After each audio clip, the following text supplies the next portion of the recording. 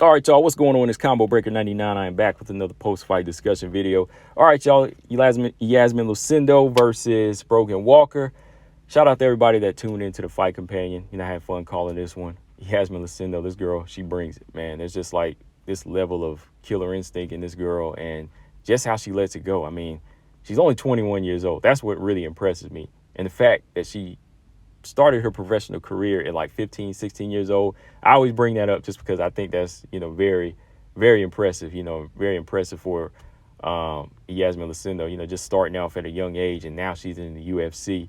And just going off of how she carries herself, she's fighting at a high level. Like, not competition wise, but just her approach, like her stance, how she controls a fight, the octagon generalship, just how she's committed.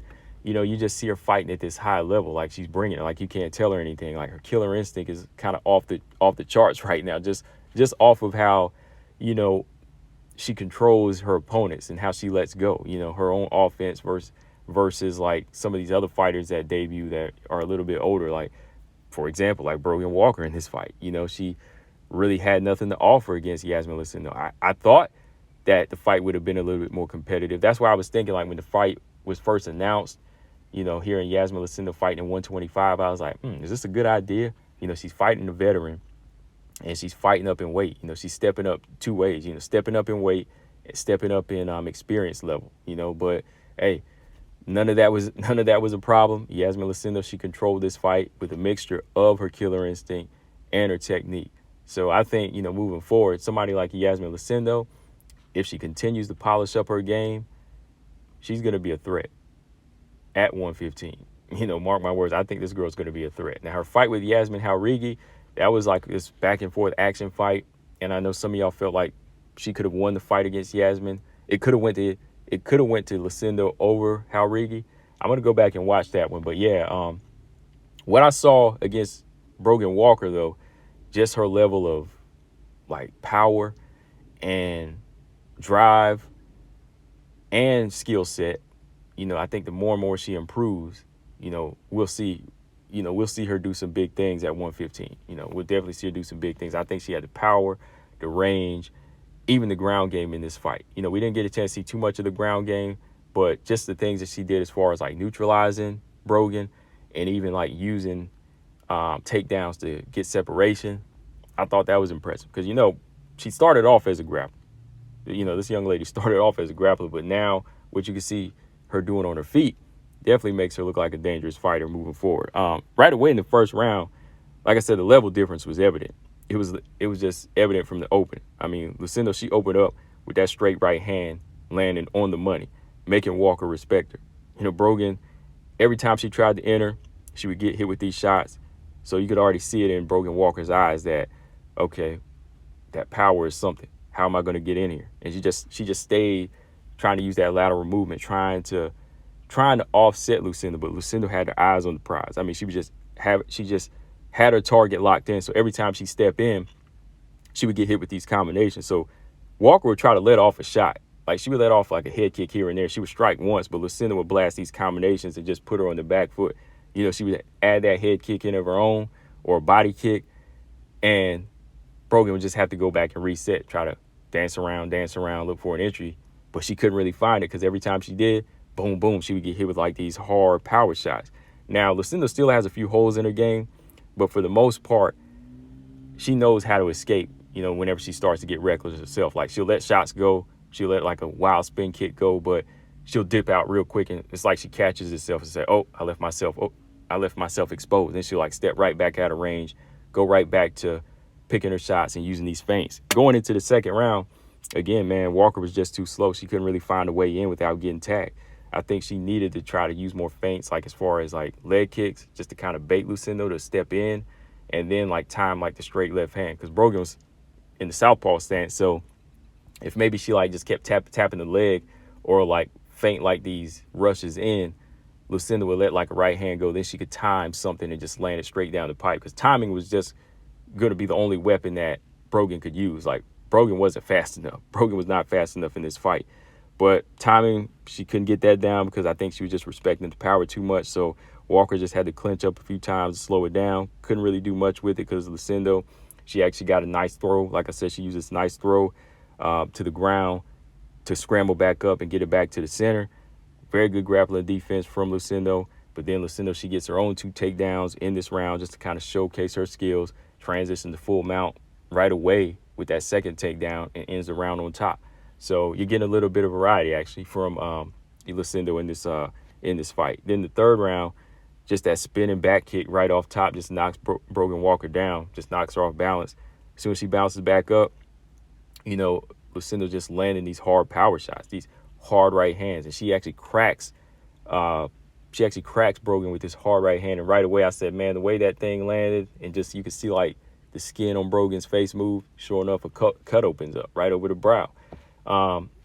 Really, man, I think Lucindo, technically, she has it down, like as far as just like eyeballing her opponent's range. She's really good at that. Like every time Brogan would step in, she knew how to take this tiny leap back or big leap back and then step right back in and just land her own shots. Like she knows her range, and I find that impressive at 21. Like she's knowing her range better than some of these other girls that are older. You know what I mean? Like even some of the girls in the top 10. Like I'm just being real.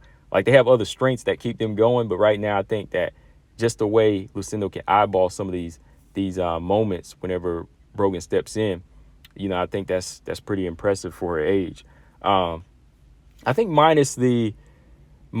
would say minus some of these spin kick attacks and these flying knees, for the most part, if Lucindo can, tone some of that stuff down, she would definitely be a much more like well-rounded striker in there. I think sometimes she just wants to go for the finish and make this big statement right now against an unranked fighter. But as time goes on, when she kind of takes some of that away and focuses more on like a solid jab and an even straighter right hand, I think she'll definitely be a problem. But yeah, man, throughout this fight, this girl's killer instinct and power, it was just scary. She was just knocking Brogan Walker around. Brogan's chin just really saved her in this fight and a lot of her movement. But she was eating some big shots throughout this one, man, just really getting cracked. So, yeah, man, shout out to Iasmine Lucindo. It was a good performance at 125. I think once she starts to master her skill and her stand-up, she'll definitely be a huge problem, man. I think so. After the fight, she stated that she definitely wants to move back down to 115, and I think so.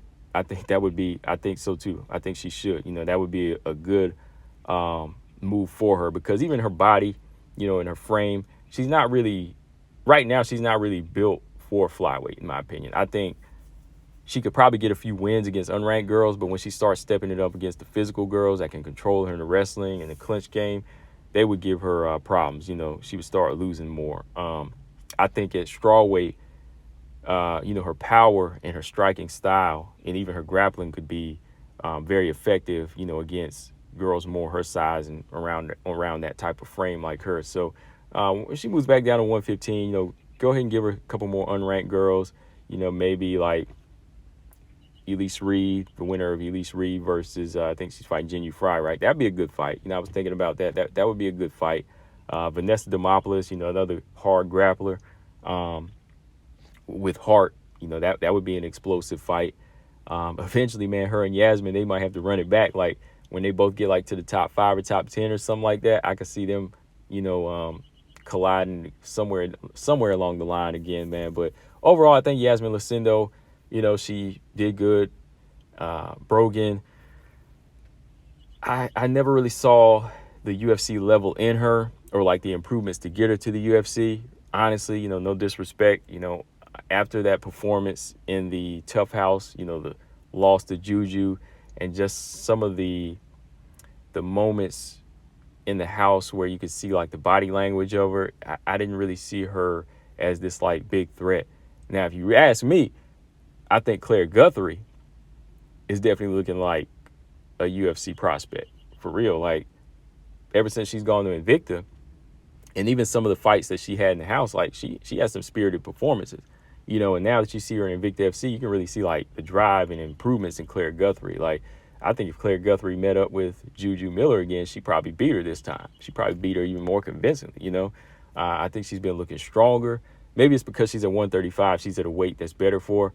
But just the look on her face now, like Claire Guthrie looks like she's a little bit more confident, and I think she could be a fighter that that gets signed, by the end of the year. She should be a fighter that gets signed by the end of the year. But yeah, Brogan, it just came down to levels. I expected her to give a competitive fight against somebody that is this young, but Iasmine Lucindo showed that, nah, I'm just on a different level, and she has her eyes on the prize. She said she wants to, get into the rankings, and she wants to come back down to 115. So, hey, respect to her, man, because right now I think she has some good skill sets.